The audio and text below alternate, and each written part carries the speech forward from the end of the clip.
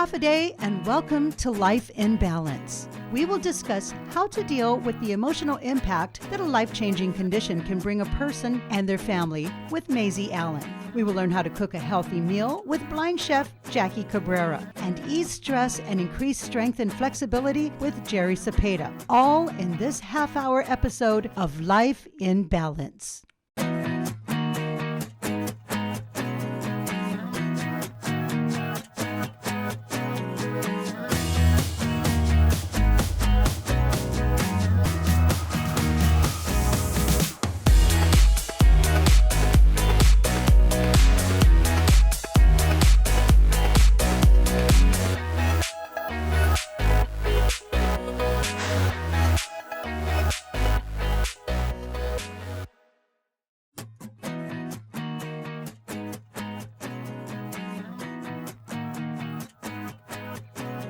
So grief is a very broad topic, and there's lots of different types of grief. So when someone receives big life-altering news, right, you can feel just a complexity of emotions, and that's what grief is.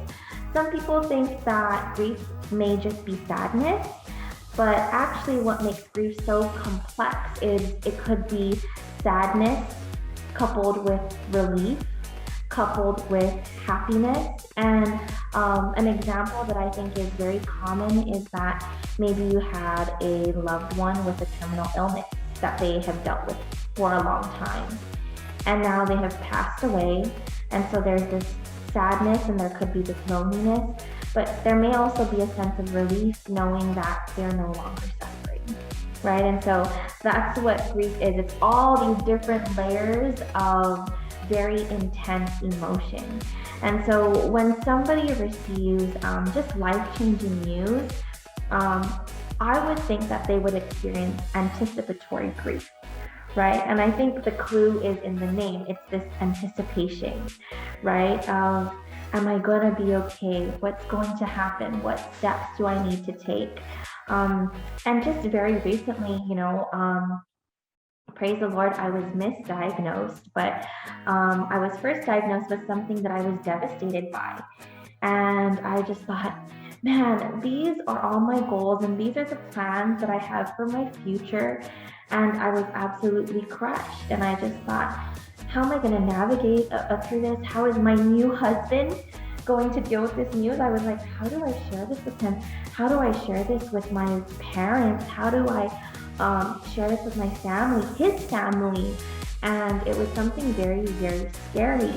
So the grief was not just caused by the diagnosis, but it was also caused by, how do I tell all these people, right?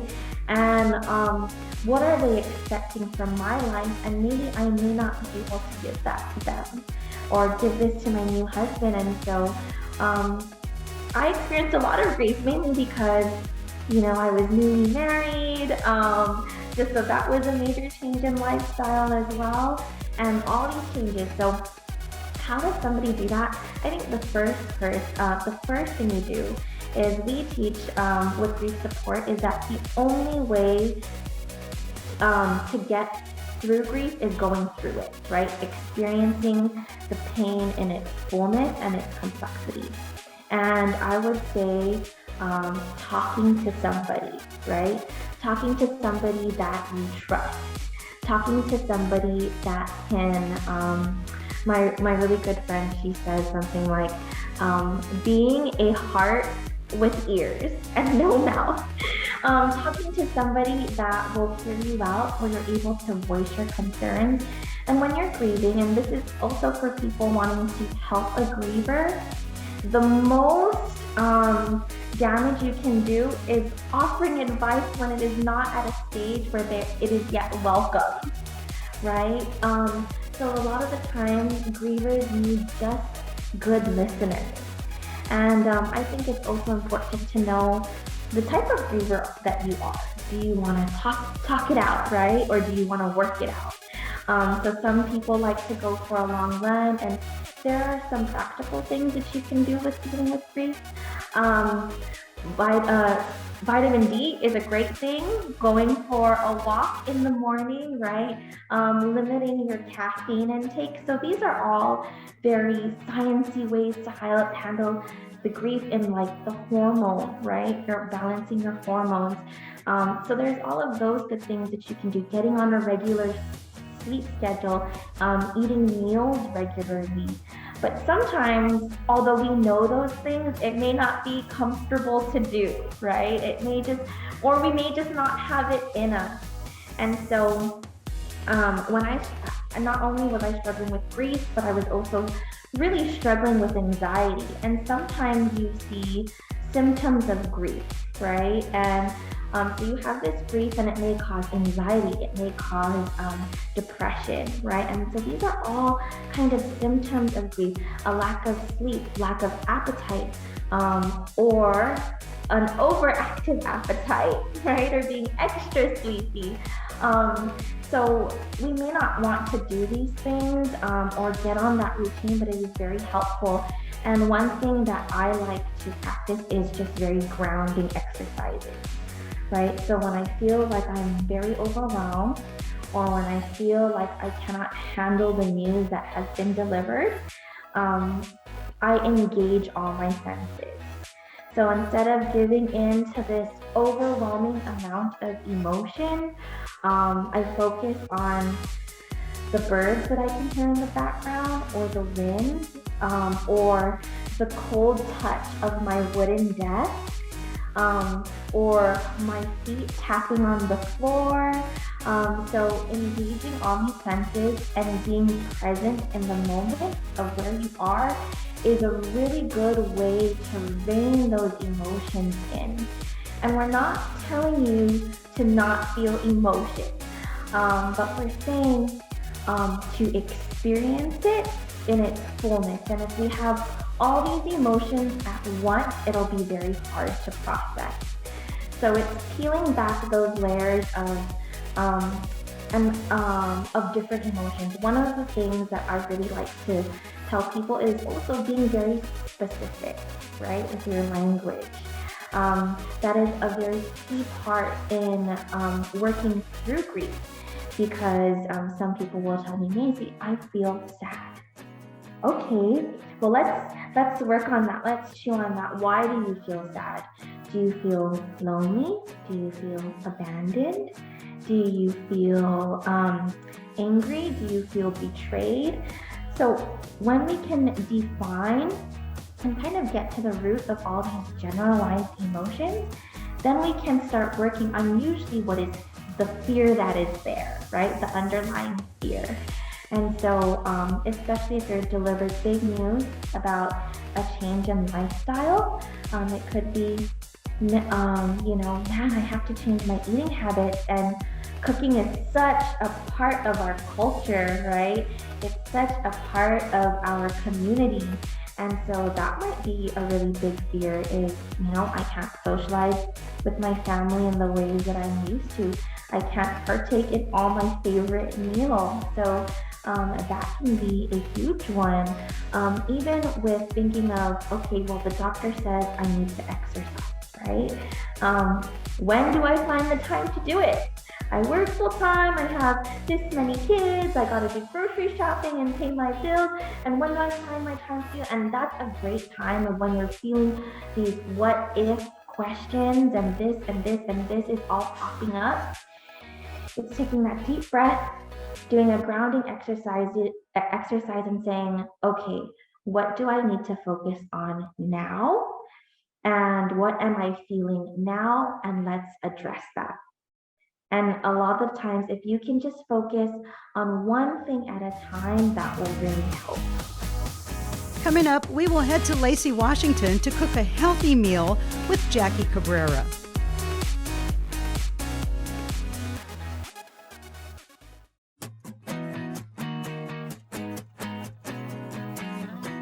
We're going to be working on our next dish. It's actually using the quinoa again from the first batch that we did with the salad, and we're going to make a shrimp stir fry. So here on what I have, this looks like shrimp. And right over here we have the second batch of the quinoa. And right over here, broccoli and cauliflower. Yep. And then right over here, we have our asparagus. And right over here, we have our sliced mushrooms. So, and then I'm going to saute this down with a sofrito sauce is what I usually use. It's kind of like a starter for me. And what it is basically just cilantros that I take and rinse them out, pat them dry, and put them in a bowl with 1 onion, slice them up, rough chop, and lots of garlic. And every now and then I would put certain seasoning in it, just very little. And then I take them and put them in the Ninja and actually pulse it. I don't puree it because when you puree it, it's going to turn out liquidy. But I like chunks, and as you can see, I'm at the bottom of my jar already because I usually make this every week because I use this a lot, and I basically use it for fried rice and any kind of stir fry. So I don't have to always mince the garlic. And I love cilantro, so it works perfect for me. Since I've got everything already pre-cut, because I was cutting it earlier, I am just going to do the onions, the green onions, for our garnish. The stir fry, you can basically use any kind of vegetable that you like. Just going to get this ready so when we're ready to stir fry.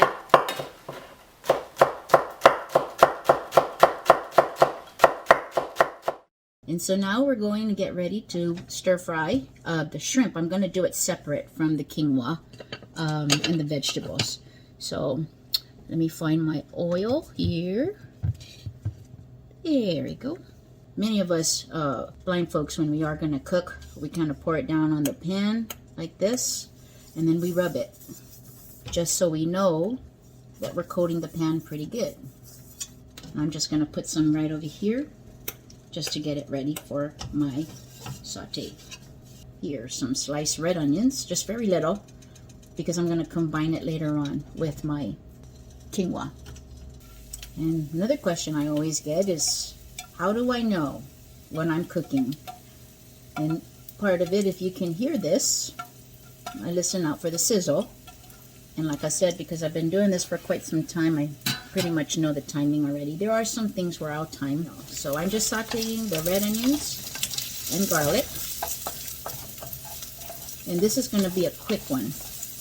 And the reason why I'm going to saute the shrimp separate is because when I saute the quinoa, it'll take a little bit more time, and shrimp is fast to cook. What I'm going to also be doing is preheating my other burner right here. I have my shrimp here,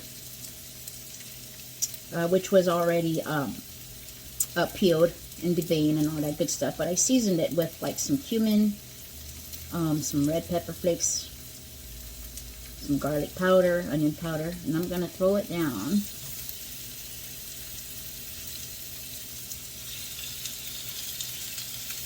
So there's everything in here. It's seasoned. It just doesn't have salt. Down.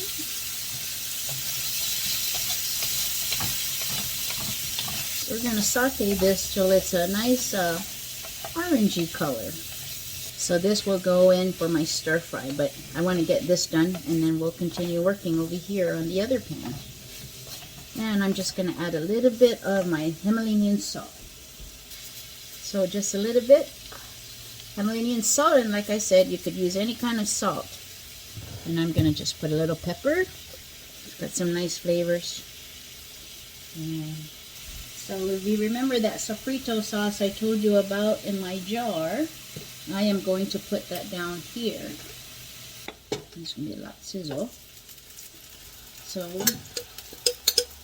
a friend of mine that I had gone to the culinary school with, she taught me how to make this.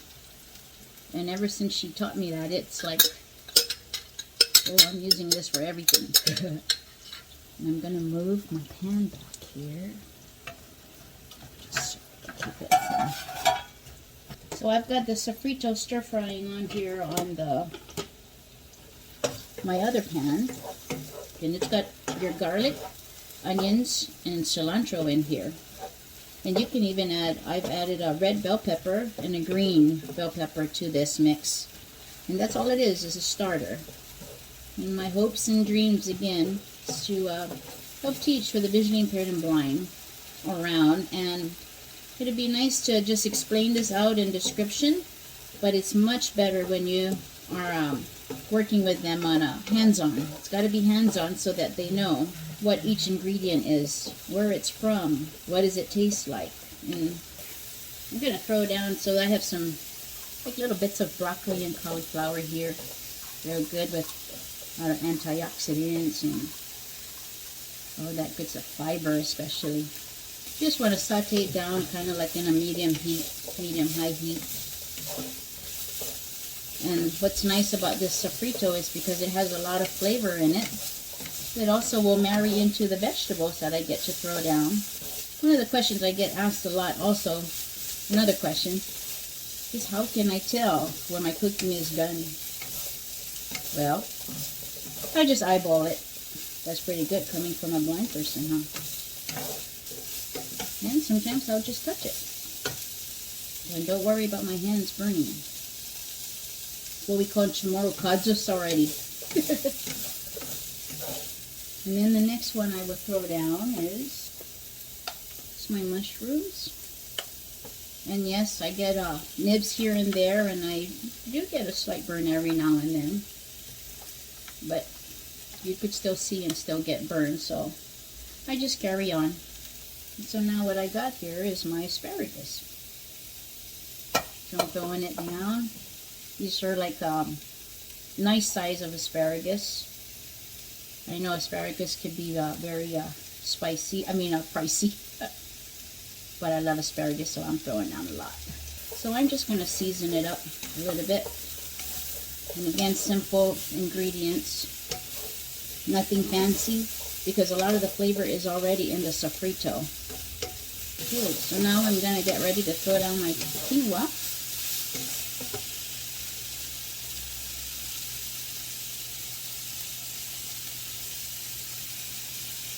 Yeah, look at that.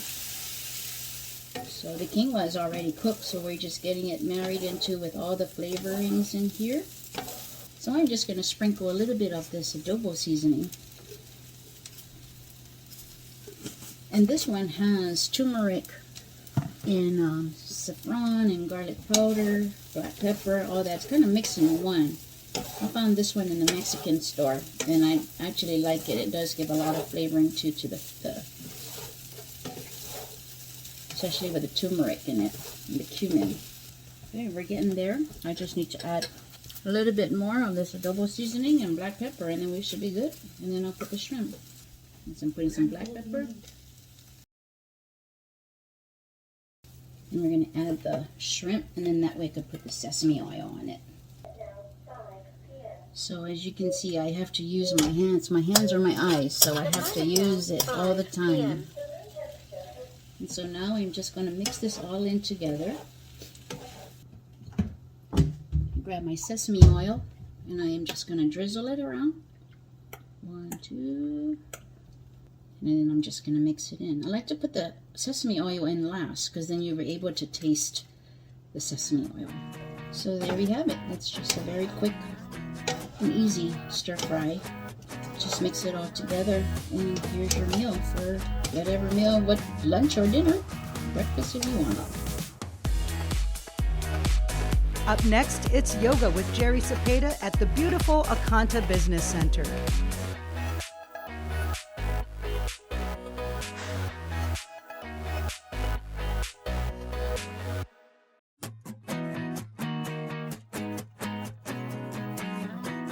Hi, thanks for joining me again for this short yoga segment. Just remember, as you do each move, breathe deeply, only do as much as you're comfortable with, and remember, yoga is for everybody and every body. In mountain pose, you can start with your toes touching or with your feet a little bit further apart. Remember, in this pose, you're not just standing here, but you're grounding yourself. So firm up your thighs, put your hands maybe on your belly, and feel your stomach muscles contract. Roll your shoulders down and back, and as you let your hands come down, think about reaching for the ground. As you form a strong and stable base, inhaling deeply, and exhaling slowly. The next move, a lot of you may be familiar with. It's called chair pose. So think about sitting back as if you're on a chair. You can bring your arms overhead, in front of you, or you can even keep them on your waist. Try and see what works best for you. Let's try it together with an inhale as you slowly lower as if you're going to take a seat. I'll go ahead and turn to the side. Bring your arms in front of you if you'd like to try, or even overhead. Lower as much as you're comfortable with. And remember, try and keep your core muscles engaged. Inhaling and exhaling, holding as long as you can. Inhaling to stand up. Next, I'd invite you to take a forward fold. And this is hinging at your hips rather than at your waist. So come forward slowly as much as you're comfortable with. If this is where you'd like to stop, I invite you to stop there. If you'd like to go down a little further and maybe reach for the ground, you can do that too. Inhaling and exhaling slowly here. You can let your head hang down. You can even hold opposite elbows. Inhaling and exhaling as you bring your hands down. Take a breath. We'll next go down to downward facing dog. This is a classic yoga pose. Putting your hands down, maybe stepping your feet back. I know this is challenging, but do what you can as you inhale and exhale, pushing your hands down. Imagine pushing away from the ground. As you inhale and exhale, making an upside down V. Pulling your stomach muscles in, and then exhaling, bringing your knees down to the ground slowly, and thinking about making a table, because this is table pose. Pushing your hands away from the ground, maybe putting your feet flat on the mat. Imagine pushing away from the mat with your hands, and then as you inhale, dropping your stomach into cow pose, inhaling, exhaling into Halloween cat pose. As you push away, inhale and curve your back up. You can do these for a couple of breaths and then settling back into a stable yoga pose. The next move I'd like to try is called crescent lunge. For this, you'll need to bring one foot, one or the other, between your hands. So I invite you to bring maybe your left or your right foot up here between your hands. Gauge how comfortable you are, how stable you feel. If you have a chair, you can hold on to the chair as you slowly come up. Maybe putting your hands here on your thighs. Maybe putting your hands on your hips. But if you need to, please put your hands on the ground as you slowly lift your back knee up, keeping your heel up and slowly, slowly coming up to crescent lunge. Inhaling here, keeping this knee bent. Bringing your arms up if you're comfortable, overhead, and sinking deeper, or staying up here, keeping your hands on your hips.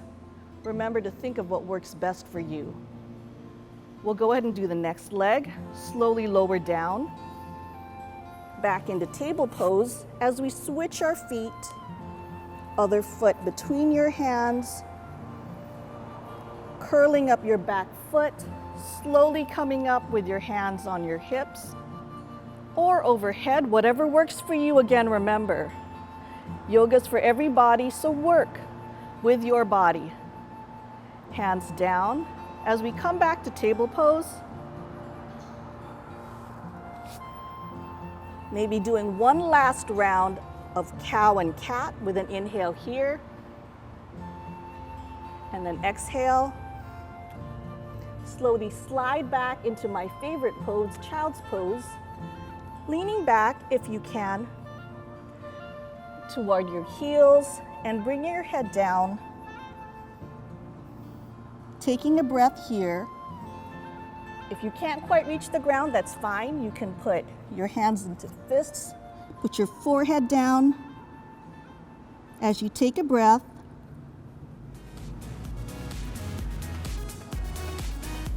Slowly coming up to a seated pose. Thank you for joining me today.